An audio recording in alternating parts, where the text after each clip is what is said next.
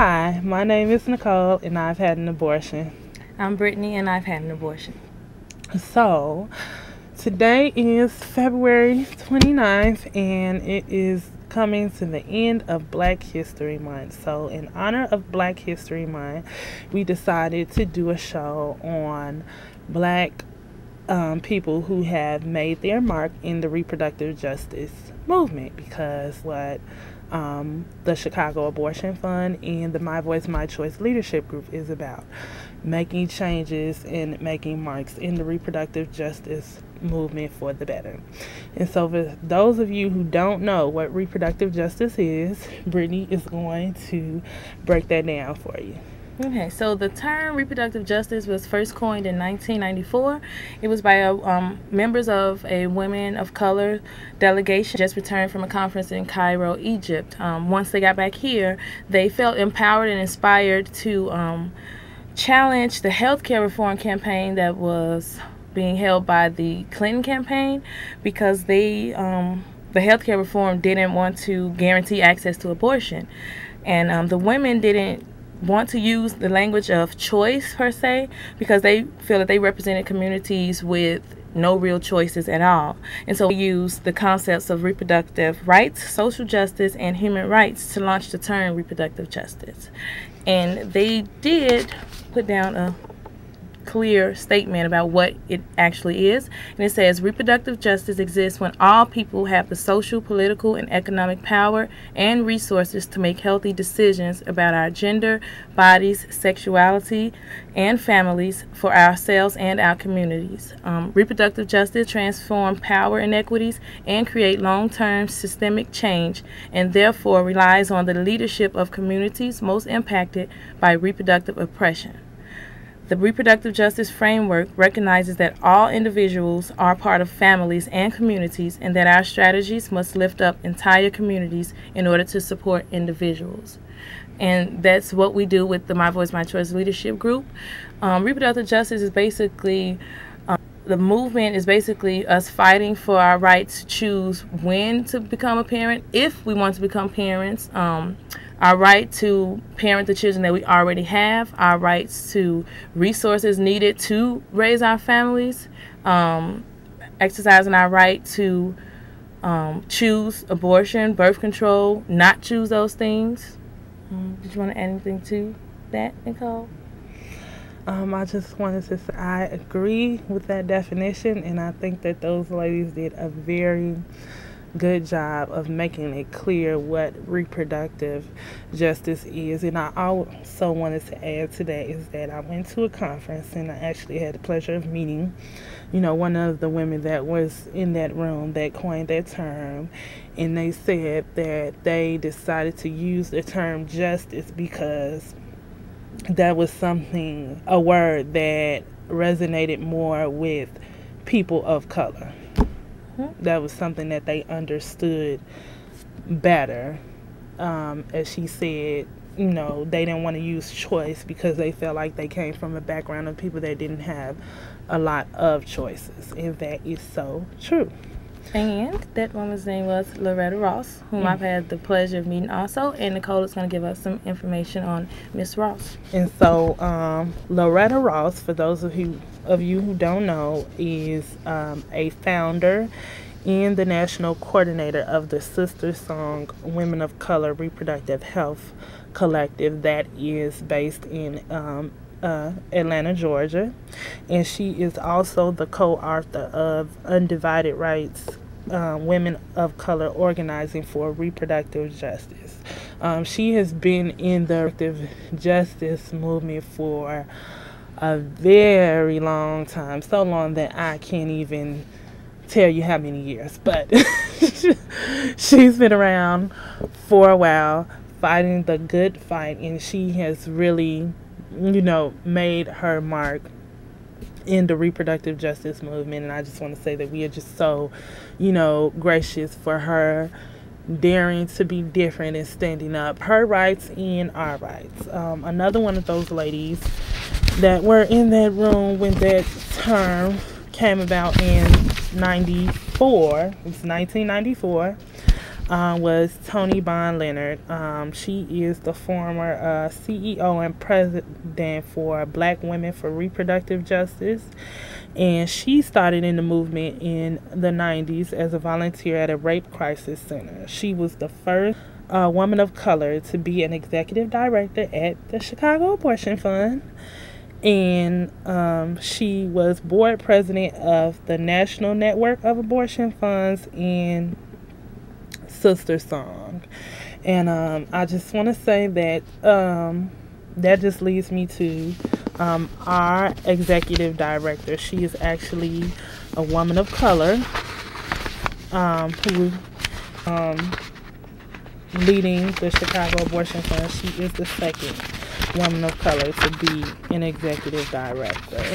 And that's Miss Gaylon Alcaraz. Yes, that is Gaylon Alcaraz, and I just want to give a brief bio of her because it's only right that she's, currently making her mark, and she has done some great things for the reproductive justice movement also.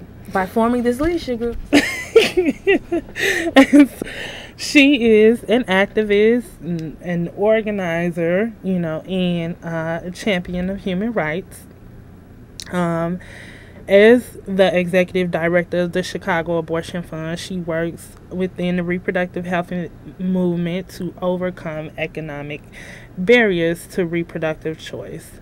Gaylon is a founding board member of Affinity Community Services, a community organizer the case for rights of Black, lesbian, and bisexual women in the Chicago area. And she is also a published writer and poet whose first book is Tales of a Woozy Head. You guys should go get that. That's a very interesting read. And which it was released in 2002. And she was honored with the Chicago Steinem Waters Legacy Award for her leadership in the reproductive justice movement. And Gaylon Alcaraz also, like Brittany said, founded the My Voice, My Choice leadership group because she was a community organizer before she became the executive director for the Chicago Abortion Fund. And she had this idea that why don't we bring these women who we have and engage them and bring them to the table so they can have their voice and be included in the decisions that are being made about their body. And that was just a wonderful, wonderful, wonderful idea. And I just am very gracious to her for having that idea and putting it into action, because if that light bulb never went off in her head, I don't think that we would be where we are at today. Yeah, we got it. And back to Loretta Ross, she wrote an essay called African American Women and Abortion, and that closely examines the active role of Black women in the reproductive rights movement from the early 1800s to now. And I just have some of the statements that she made in that essay. African American women have always fought for dignity, respect, and self-determination over their bodies. Opposition to family planning for women, long-standing history, and a set of well-financed opponents. Yes, those who oppose have big pockets, have big endorsers, and that's why we need grassroots organizations and all the help we can get in this movement. Mm-hmm. Ideas of race-based eugenics still contaminate thinking about whether people of color have the human right to have children or not have children and to parent the children that we have. And Black women can overcome all obstacles and we are fierce members of the reproductive justice movement. And one of those fierce pioneers of the RJ movement is Congresswoman Shirley Chisholm.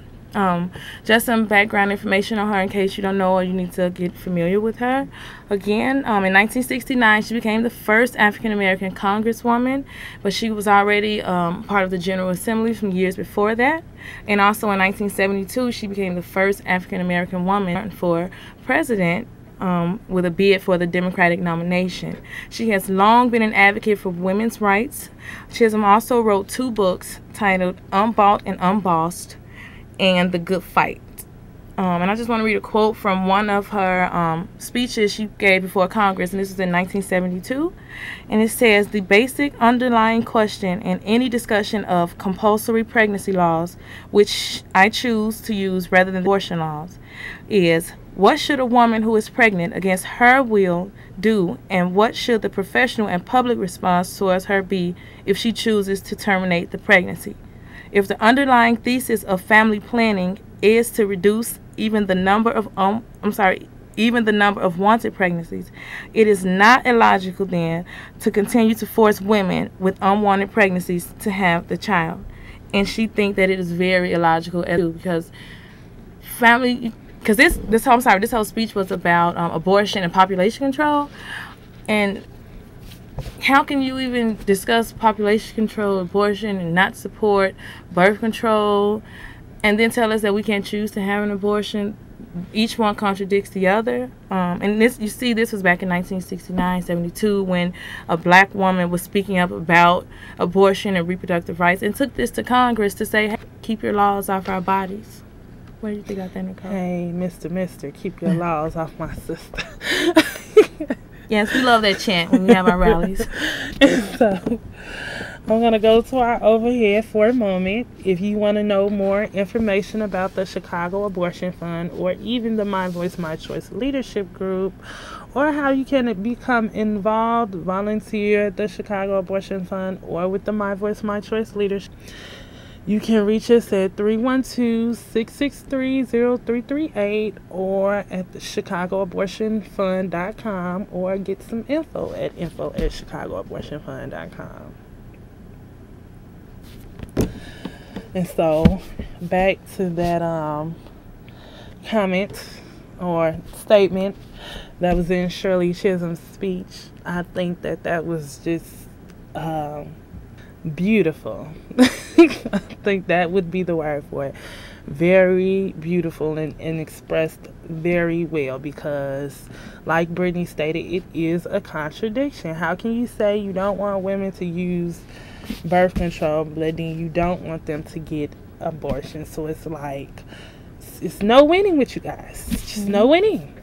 And I don't understand the concept of not wanting someone to use birth control. I just don't understand that concept. And it's so crazy, because when you were saying that, it came to my mind when I was at this function and someone said that the anti-choice people have said that when you use contraceptives, you are starving a child.